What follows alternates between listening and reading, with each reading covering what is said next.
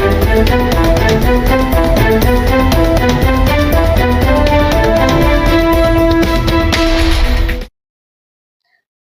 রাখছে একেবি টিভির দিনের খবরে।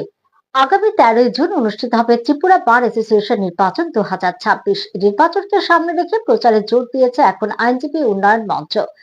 এরই অঙ্গ হিসেবে প্রতিদিনের মতো রবিবারও সংগঠনের পক্ষ থেকে সম্পাদক পদের প্রার্থী সহ বিভিন্ন সদস্য প্রার্থীরা আইনজীবীদের বাড়ি বাড়ি গিয়ে সমর্থন আদায়ের লক্ষ্যে প্রচার করেন।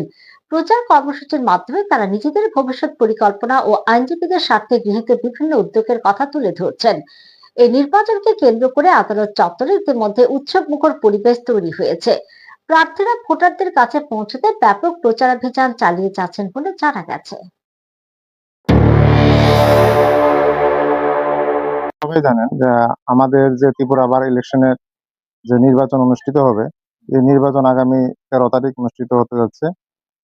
আজকে নির্বাচনের আগে আমাদের লাস্ট রবিবার আমরা ছুটির দিন পেয়েছি, আর তাই আমরা বাড়ি বাড়ি প্রচারে বের হয়েছি। সমস্ত প্রার্থীদের নিয়ে আমাদের প্রচার চলছে।